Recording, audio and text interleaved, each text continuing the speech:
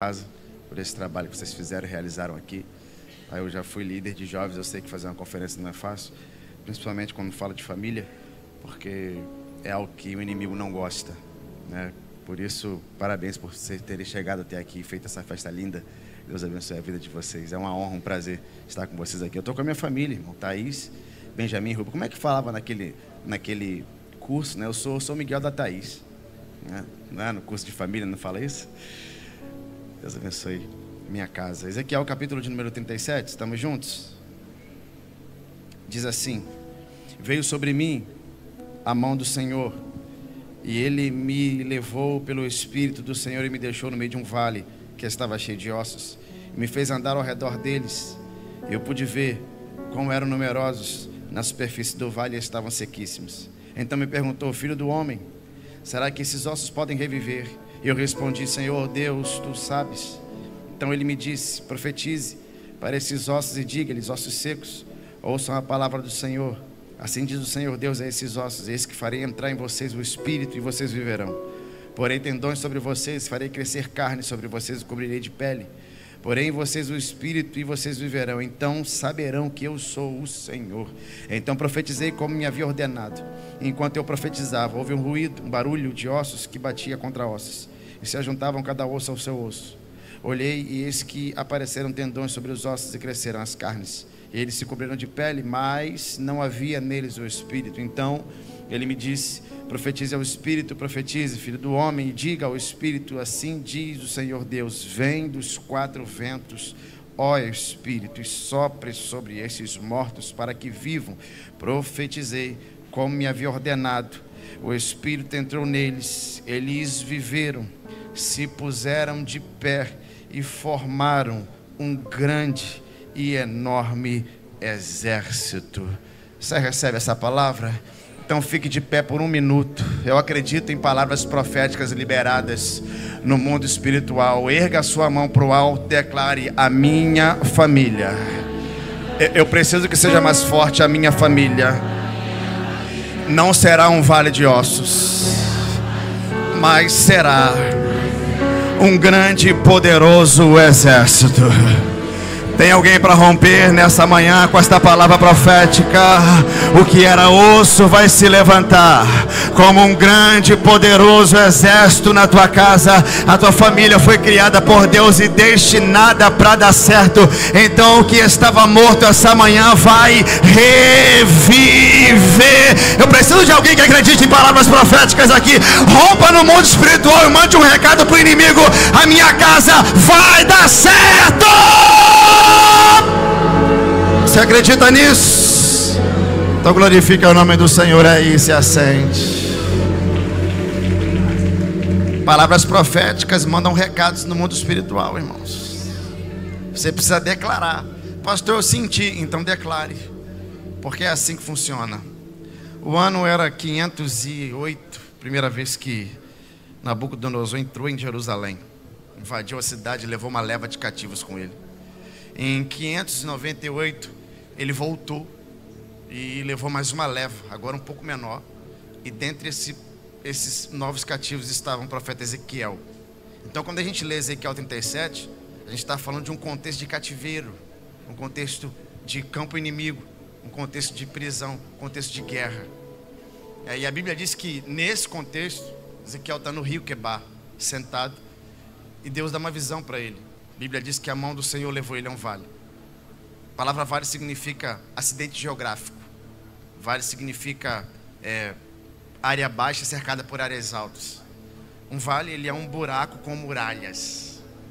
E além do texto falar de vale, ele também fala que nesse lugar, nesse acidente geográfico, nesse lugar baixo cercado por áreas altas, nesse acidente geográfico, nesse buraco com muralhas, tem um exército que foi morto.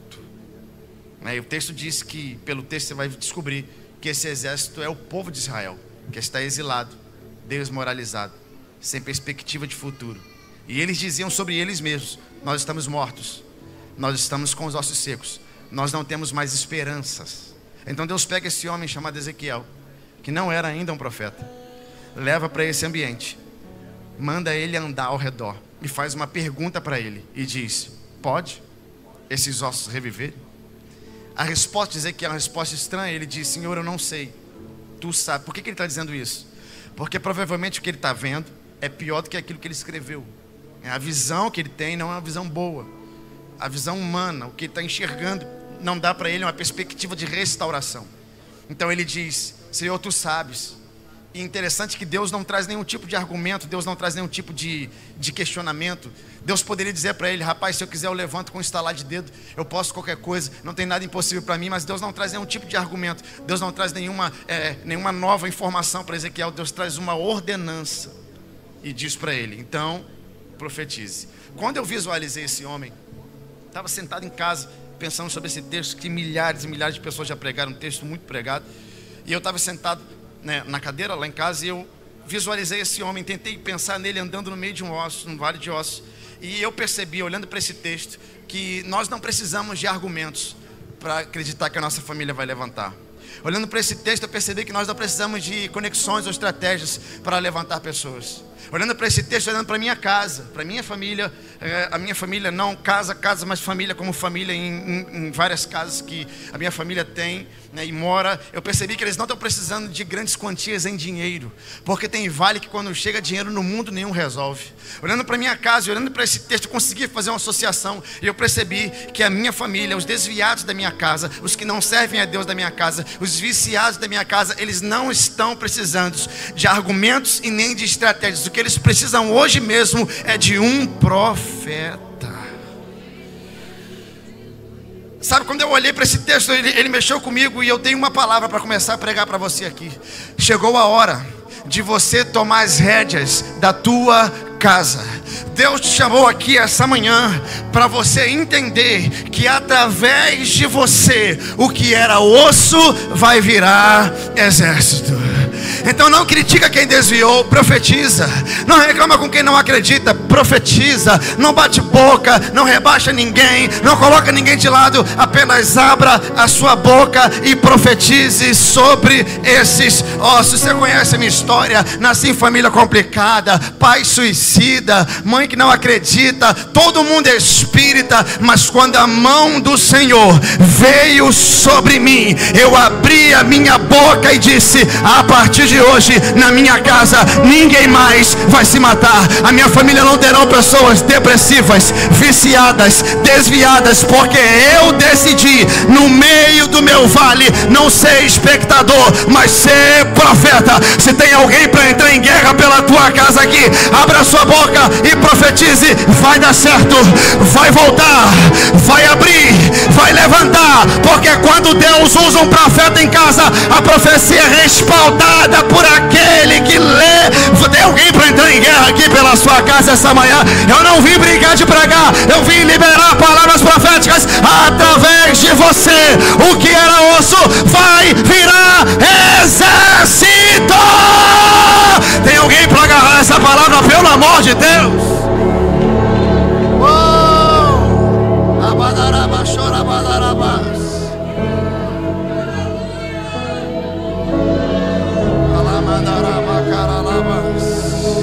O poder está na língua.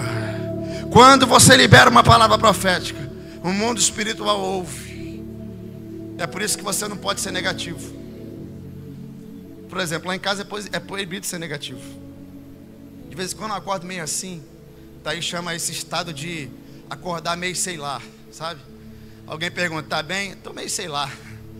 Às vezes eu acordo assim, pastor Carlos. Aí eu vou. Aí às vezes eu abro a cortina assim da. Eu gosto de dormir no escuro, escuro, escuro de verdade. Aí eu abro assim, a cortina tá nublado. Eu falo: ih, o tempo tá nublado. Minha esposa na cozinha escuta: tá repreendido. O tempo tá maravilhoso. Vai ser lindo.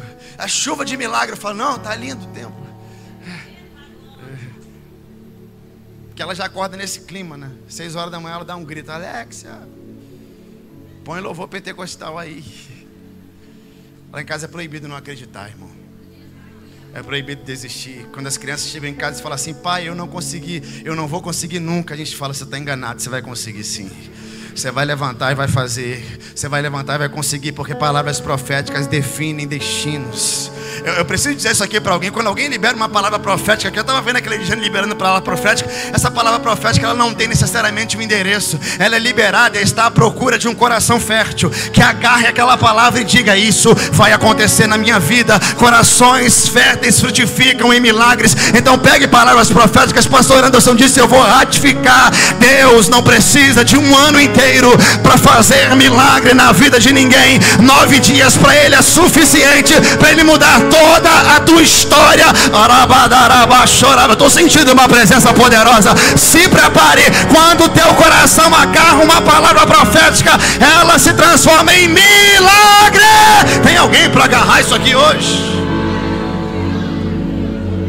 Pastor, ainda assim eu não consigo me ver, sabe, no meio desse contexto. Eu sou o menor da minha casa, eu não consigo me enxergar como um profeta no meio daquele vale. Minha casa está difícil, o meio que eu vivo é complicado. E você acha que Ezequiel se enxergava?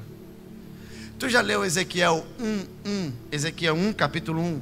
Se a mídia puder colocar para mim, por favor, Ezequiel 1, capítulo 1. Vocês estão rápidos, hein? Olha o que diz lá. E aconteceu que no 30º ano do 4º mês do quinto dia, estando eu no meio dos cativos, junto ao rio Quebar, os céus se abriram e eu tive visões de Deus. Segura aí, mídia. Estando eu no meio. O que ele está dizendo? Ele faz parte. Ele é um deles. Ele está no contexto. Ele está no meio do povo.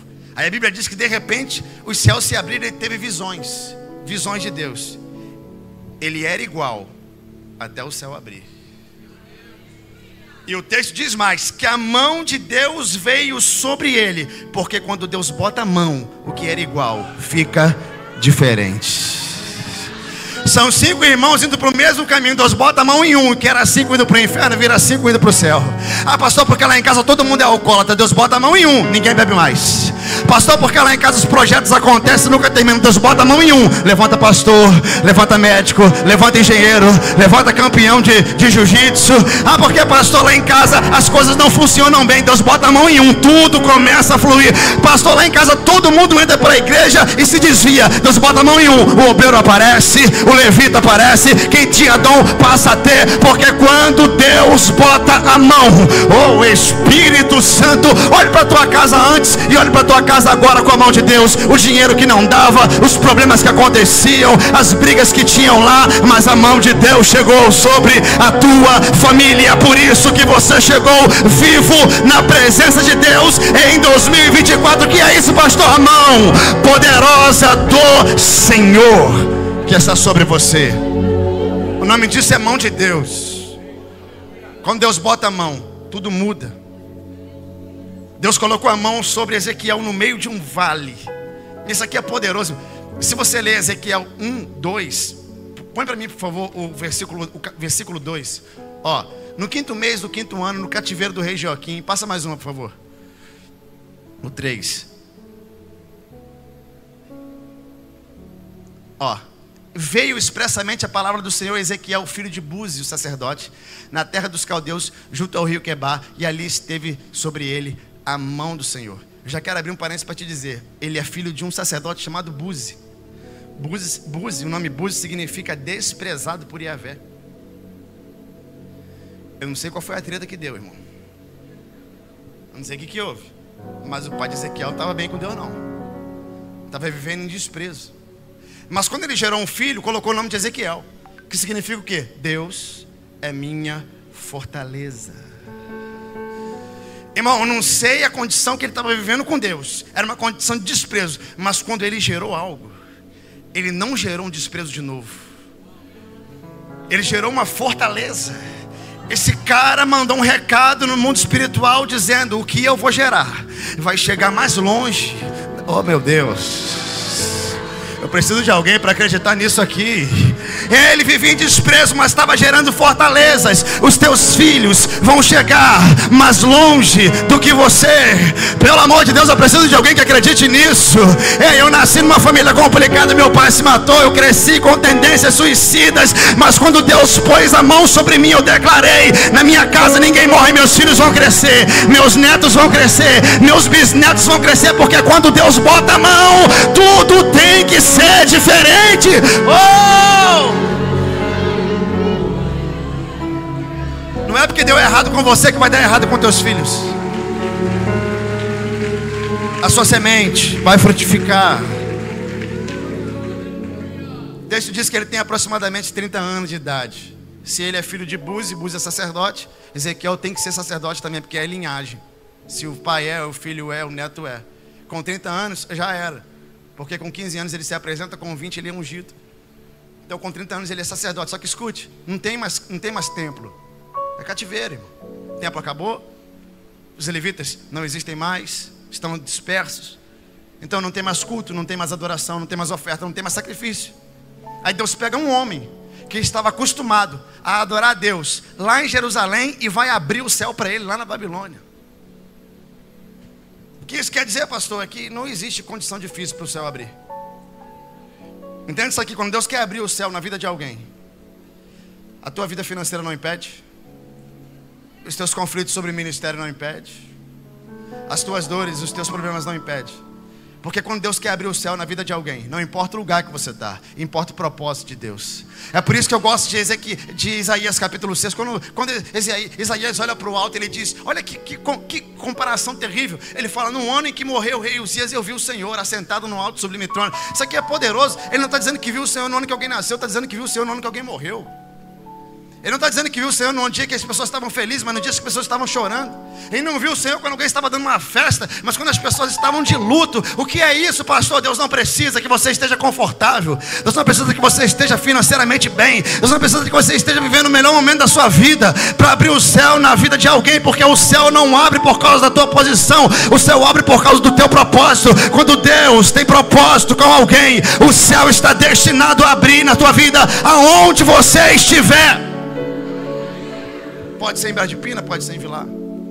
O céu abre. E quando o céu abre, Deus começa a falar com ele. Isso aqui é poderoso. Porque Deus pegou um sacerdote e transformou em profeta. Você sabia que profetas são levantados em tempo de crise? Você sabia disso? Deus não levanta profeta porque está tudo bem, mas porque está ruim. Vou te dar um exemplo aqui de Neemias. O cara está no palácio, está tudo certo para ele. Ele está morando no palácio, no maior palácio da cidade. Ele é amigo do rei, ele serve o vinho. O vinho fala de confiança. Neemias está lá, está de boa, no palácio com o rei. De repente chega uma má notícia para ele. Qual é a má notícia? Olha, você está bem aí, né? Venceu na vida, está morando no palácio. Deixa eu te falar uma coisa. Sabe lá a casa dos teus pais, onde teus pais moravam? Pois é, o sepulcro deles lá onde eles estão enterrados, tudo destruído. Os muros foram queimados a fogo. As pessoas estão vivendo em extrema miséria. Sabe o que Neemias faz, irmão? Neemias chora, Neemias jejua, Neemias se arrepende e Neemias se levanta para reconstruir. Eu vou te dar aqui um conselho, leve para o teu coração. Chore quantas vezes for preciso. Jejue quantas vezes você suportar. Se arrependa quantas vezes for necessário. Mas pelo amor de Deus, não fique assentado num quarto escuro. Não fique assentado na beira do rio. Não fique assentado num canto de uma esquina reclamando daquilo que deu errado. Pegue tudo isso que você recebeu de afronta, de problema, de dor, e transforme num combustível para você viver tudo aquilo que Deus te chamou para fazer. Faça como Neemias. O cara era um copeiro pastorando essa, mas quando a má notícia veio, de dentro dele saiu um governador. Há um dom aí dentro que você nem sabe que você tem, mas quando esse problema passar, você vai descobrir que você pode ser aquilo que você nem sonhava que seria. Tem um dom, tem um ministério aí dentro. Ei, tem algo que você não sabia, um dom que você vai se revelar quando você entender que isso veio para melhorar a tua vida e transformar o teu caráter. Eu já posso ver osso se juntando a osso, eu já posso ver um reboliço, as coisas se acertando, tudo se colocando no devido lugar, porque você é um profeta. Não olhe para cá, Deus, Ele não é glorificado só em coisa boa. Deixa eu te falar um negócio aqui sobre família. Eu sou casado há 10 anos, 11 anos. Eu já tô com 11 anos. Pastor antes é o que? 13? Né? Lá em casa é assim. Se o homem, eu não sei se na tua casa é assim, lá em casa é assim. Se o homem quer uma coisa e a mulher não quer, o homem não consegue. Mas se o homem não quer e a mulher quer, ela consegue. Eu não sei se contigo é assim, mas do nada, irmão. eu tô assim, daqui a pouco, por que eu tô lavando esse banheiro aqui? Olha, eu falo, estou lavando o banheiro do nada. Eu olho pra ela e falei, tô lavando o banheiro, lá. Lindo, lava direitinho. Irmão, não sei se é contigo, mas às vezes eu estou na rua, faço um pix pra ela. Ela manda uma mensagem de volta e fala assim, tá faltando um valor. Eu, desculpa, amor, faço. Aí depois eu falo, por que ela tá mandando em mim? Irmão, ela não dá um grito. Ela não dá um grito, mas ela consegue tudo que ela quer. Que coisa terrível, né? Que poder de persuasão, né? Ela tem 3 meses atrás, ela falou pra mim assim, vamos ter um bebê? Eu falei, tá repreendido, tá amarrado. Ela falou assim, senta aqui pra te falar um negócio. Eu falei, já era, irmão. Sentei, 3 frases que ela falou, eu falei, precisa ter um filho mesmo. Precisa ter um filho. Irmão, o pior é que no outro mês ela estava grávida, é porque eu sou pentecostal também, né? Gravidona e tal. Já estávamos empolgados, fizemos um vídeo na internet. Só que um mês e 10 dias depois, ela perdeu o bebê. Deve ter umas 5 semanas. Nós estávamos chegando do médico, do laboratório. Eu tinha um culto jovem aqui, em Connect. Liguei para o líder de jovens e falei, não dá para chegar. E tinha uma vigília, depois que eu saí daqui, eu ia para a vigília. Aí deitei em casa, não estava mais pensando em nada. Deitei para um lado, ela deitou para o outro. Assim, uns 10 minutos depois, ela botou a mão aqui assim em mim. Eu falei, amor, você precisa de alguma coisa? Ela falou assim, vai na vigília não? Eu falei assim, claro que não. E ela disse, por quê? Eu falei, por quê? Preciso explicar ainda? A gente perdeu um bebê. Ela falou, você só prega então quando tudo está bem na tua vida? Eu pensei, então quer dizer que se estiver tudo bem, você vai lá, corre, grita. Se estiver tudo ruim, vai para o canto do quarto, senta, deita. Eu falei assim, você deve estar descontrolado, eu pensei. Eu tenho certeza que ela pensou assim, você precisa rever teu chamado. Irmão, como um susto, eu levantei da cama. Botei um blazer, um casaco, nem lembro. Fui para a igreja. Quando eu cheguei na igreja, eu acho que todo mundo já sabia. Porque eu cheguei na porta, o obreiro se espantou, me viu. Talvez o pastor já tinha mandado mensagem, acho que ele pediu oração por mim, pela minha casa, porque sabia o que estava acontecendo. Já tinha até alguém para pregar no meu lugar. Quando eu cheguei na porta da igreja, o obreiro pegou meu deixa que eu estaciono. Estacionou, eu saí, entrei. Quando eu entrei na igreja, estava todo mundo glorificando na vigília, ficou silêncio. Aquele silêncio. Eu falei assim, eles já devem saber. Mas ergui a cabeça e fui. Quando eu cheguei perto que ele me viu, ele se espantou, me deu o microfone. Quando ele me deu o microfone, eu subi. Eu falei assim, eu sei que vocês estão pensando que eu deveria estar em casa, cuidando da minha família, fazendo aquilo que o homem tem que fazer. Mas eu tenho uma palavra queimando no meu coração, eu não posso deixar de entregar. E o que o Senhor falou, pastor? Eu disse para eles, os seus conflitos, os seus problemas, os seus vales e até aquilo que Deus não curou, não pode ser um instrumento para você desistir daquilo que Deus te chamou para fazer. Pelo contrário, aproveita que o vale bateu na tua porta, aproveita que o deserto insistiu em chegar, aproveita que Deus te deu um não e confunda o inimigo nessa manhã. Erga as tuas mãos e declare uma palavra de adoração para ele. Diga, ei, não importa o que aconteça, eu não vou parar. Tem alguém para reagir a essa palavra? Dá um salto dessa cadeira aí. Nada vai parar o que Deus começou na tua vida. Eu preciso de alguém para acreditar nisso. Os teus problemas, as tuas dores e até as tuas quedas vão levantar você mais forte. Tem alguém para acreditar nisso aqui? Rompa nessa manhã, mude!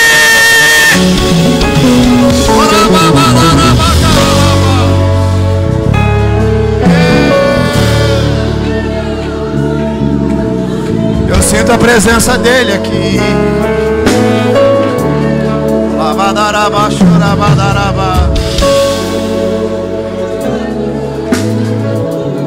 Escute. Sente, por favor. 2 minutos.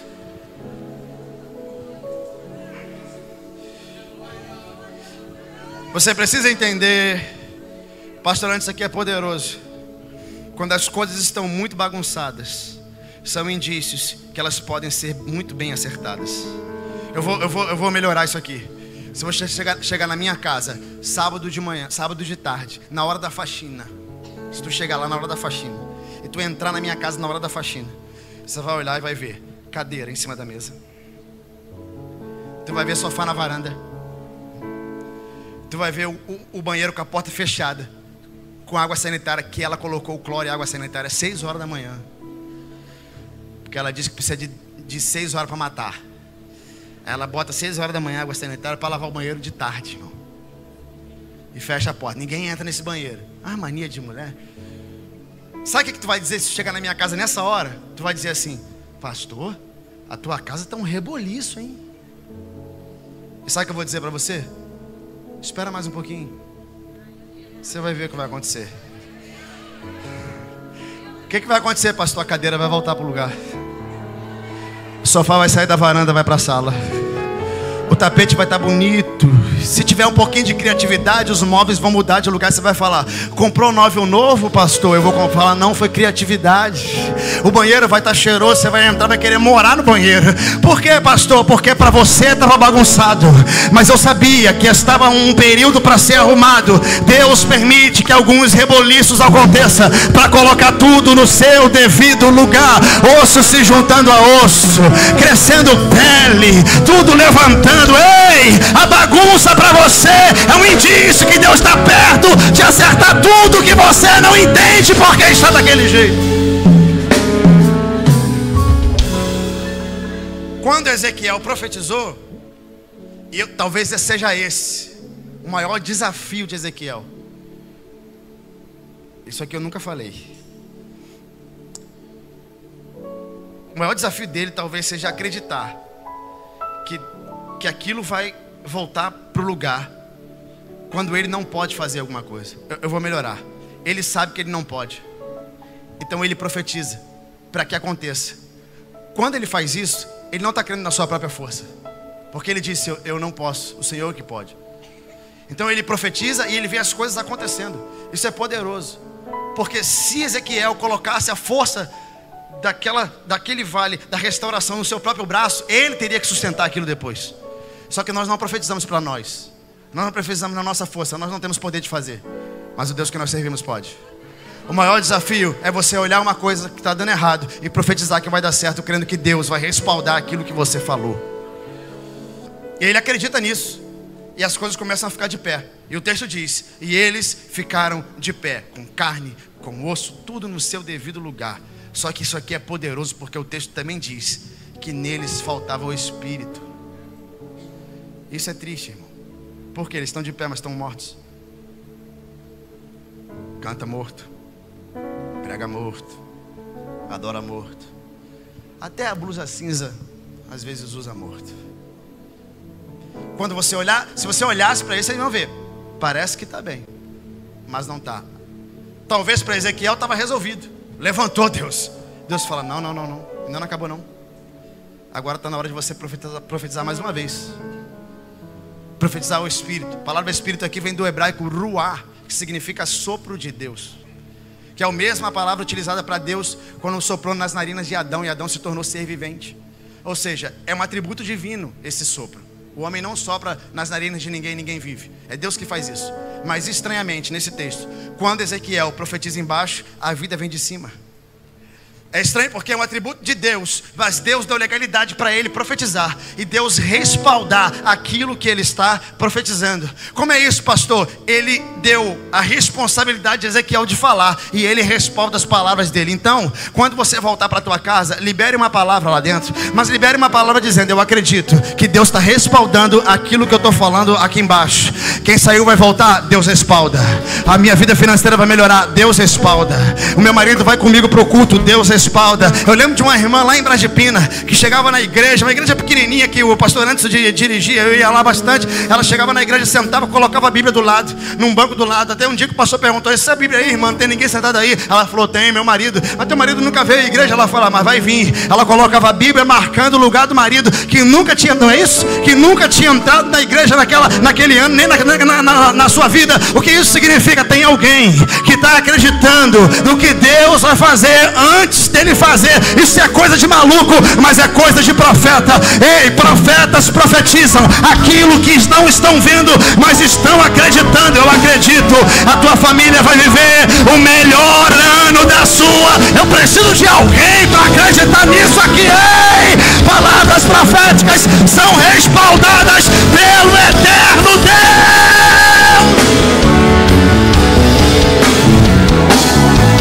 Libere, irmão, libere. Diga, vai dar certo. Não diga que ele é um imprestável. Não diga que ela é uma chata. Não diga que os meninos estão endemoniados. Não faça isso. Thaís, quando quer brigar com um deles, fala assim: ô ungido, vem cá, que eu vou te dar uma costa de Bíblia hoje. Não libere palavras contrárias. Seja de um profeta de bênção. Você sabe que minha mãe é espírita, nunca aceitou Jesus, nunca entrou numa igreja evangélica.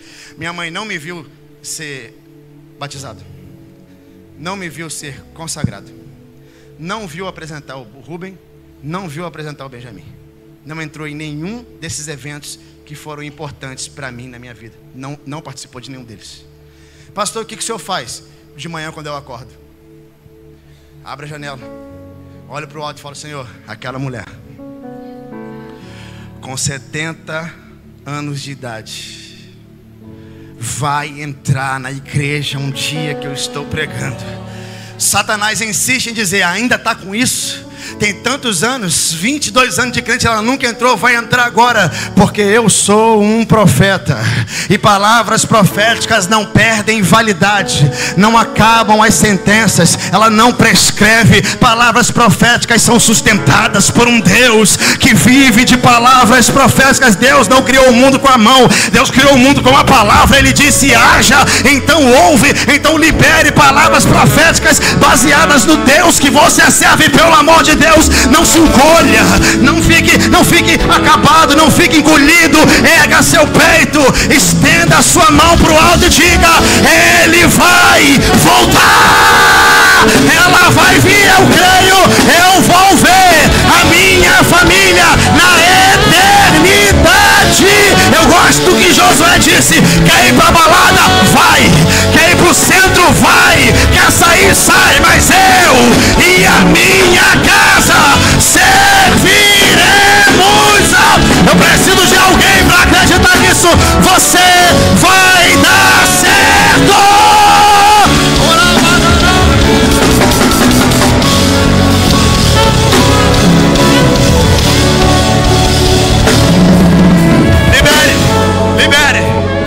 Libere.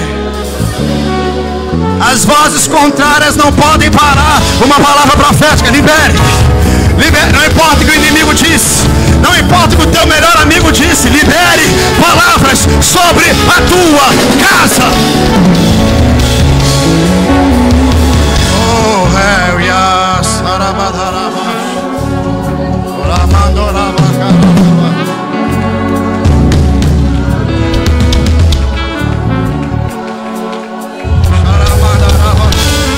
Eu sei o que Deus vai fazer aqui. Como pastor? Porque ontem minha esposa foi na casa da minha sogra com os meninos, me deixou sozinho em casa. Eu falei: eu preciso orar. Quando eu ajoelhei para orar, eu não consegui levantar. Eu fiquei 1h30 ajoelhado. E quando eu levantei, eu tinha colocado uma manteiga para fora, o pão. E Deus falou: não toque nesse alimento, você só come agora depois daquele culto. Era 5 horas da tarde. Eu falei: por que, Senhor? E Ele disse: eu preciso que você esteja sensível para ver as cadeias que eu vou derrubar naquele lugar. Eu preciso de alguém para acreditar nisso. Nenhuma cadeia vai prevalecer, porque o Deus que eu sirvo é Deus de guerra.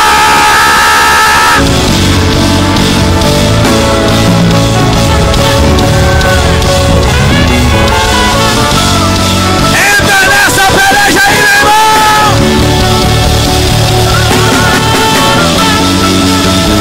A vida vai voltar.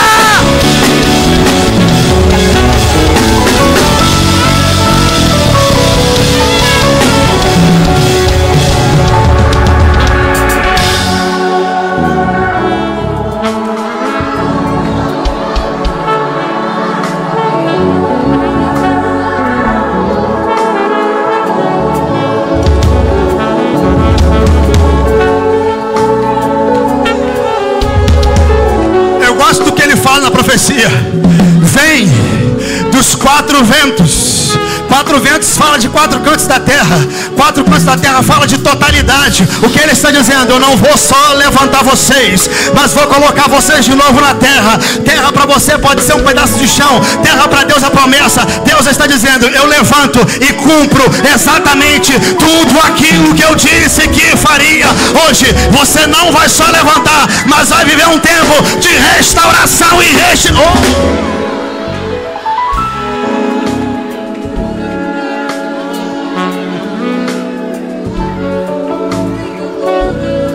Escute, Atos capítulo 20, versículo 7. Paulo, me lembrei disso aqui agora. Paulo, ele está passando uma semana na cidade de Troade. Ele está em Troade. Aí o que Paulo faz? Ele vai pregar num culto. Ele está passando uma semana lá, ele vai pregar no culto de Santa Ceia. Quando ele chega no culto, a igreja, o lugar onde eles se reuniam, era um lugar alto, um prédio de 3 andares. Paulo vai para o último andar. A Bíblia diz que o andar estava decorado e tinha muitas luzes no lugar. E pessoas estavam ali para ouvir Paulo pregar. Paulo começa a pregar. Só que o apóstolo Paulo, né, irmão? Ele não prega meia hora, ele prega 4, 5 horas. Então ele começou a pregar no final da tarde, foi até meia-noite. O pastor falou: vai até as 3, Miguel. Eu falei: tá. Mas Paulo iria mais. Enquanto Paulo está pregando, a Bíblia diz que tem um jovem na janela, o nome dele é Eutico. Ele está assistindo o culto, só que ele fica com sono. Dá aquela dormida. Eu não sei que sono quando pega, tu dorme no ônibus em pé, né, irmão? Eu sei que é isso. Tu nunca viu a perna fazer assim, não? Não, só eu que passei. Ó, Alguém fala: tá dançando, pastor? Não, tô dormindo. Nunca acordou com a cabeça no ombro de alguém? Ou alguém com a cabeça no teu ombro? Que a irmã falou que fazia assim, pastor. Sai pra lá, já. O menino dormiu, caiu. E aqui eu já abro um parênteses para te dizer: se tiver algum jovem aqui para me ouvir, se for para cair para algum lugar, meu filho, cai para dentro e não para fora, né? O menino caiu para fora, caiu. A Bíblia diz que ele caiu morto.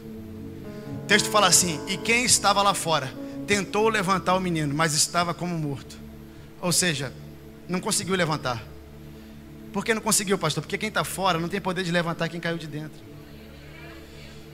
Morto não levanta morto. Não consegue. Aí alguém fala para o apóstolo Paulo. O apóstolo Paulo escuta que o menino caiu, está pregando, para de pregar, desce e vai até lá embaixo. Isso aqui é poderoso. O que ele está dizendo? Eu faço culto dentro, mas se precisar sair para fazer, desce e vai até o menino. A Bíblia diz, isso aqui é lindo, a Bíblia diz que ele se inclina. Tu imagina se o apóstolo Paulo fosse igual ao pastor Anderson? Apesar que eu vi um obreiro, mano, que é maior do que ele aqui. Acabou o teu reinado. Tem alguém maior do que você? O apóstolo Paulo se inclinou, irmão. Pegou o menino e deu um abraço nele. Isso aqui é poderoso.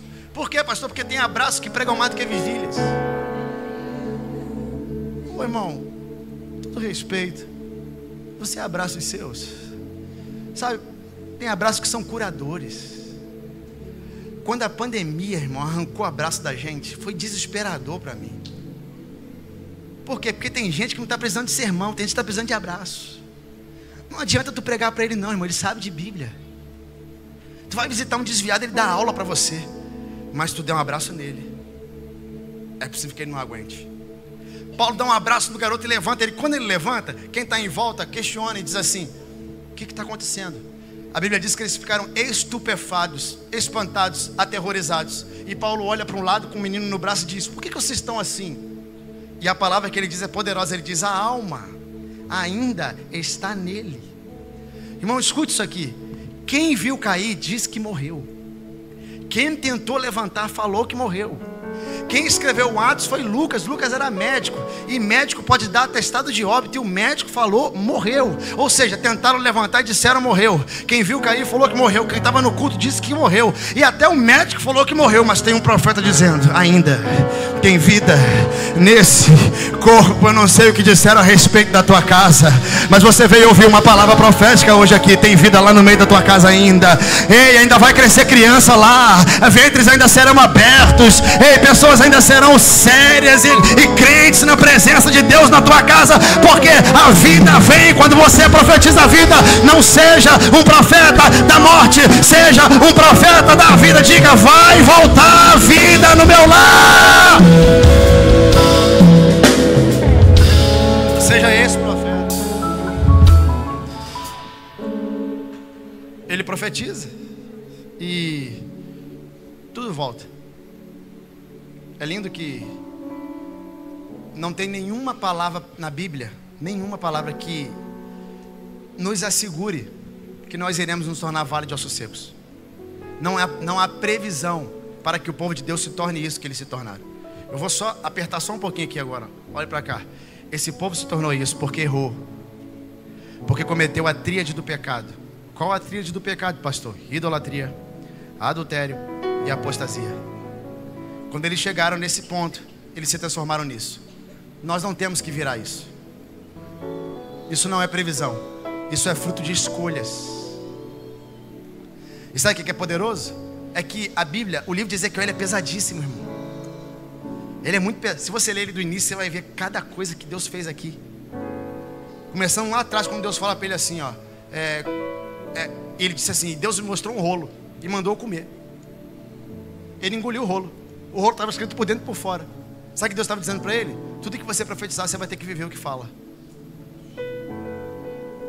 Deus começa dizendo para ele assim: você vai pegar um pedaço de tijolo, vai escrever, vai fazer uma maquete de Jerusalém, porque os inimigos estão chegando. Porque Ezequiel é o profeta pré-exílio e exílio. Então ele faz uma maquete e diz: você vai fazer essa maquete porque os inimigos estão chegando, e você vai dormir do lado de fora da cidade. Por quê? Porque eu quero que você sinta como se os inimigos já tivessem chegado antes de chegar. Deus fala com ele assim: você vai comer vai beber 2 copos d'água, vai comer uma ração por dia. Porque quando o inimigo chegar, vai estar tudo restringido, racionado. Então eu já quero que você fique racionado antes.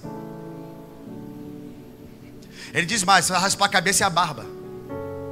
Porque raspar a cabeça e a barba nessa época era vergonha. Os inimigos vão entrar e vão levar meu povo. Eles vão me envergonhar. Então eu quero que você já fique envergonhado antes. Meu Deus. Você quer ser profeta ainda? Aí quando chega no 41, se eu não me engano. No 41 não, desculpe, no 31. Não lembro mais. A Bíblia diz que de manhã Deus fala com Ezequiel e de tarde a mulher dele morre. Deus diz para ele assim: não faça luto público, chore em silêncio. E Ezequiel perdeu a esposa de manhã e ministrou o povo à tarde. Porque você vive melhor, você prega melhor quando você vive o que prega.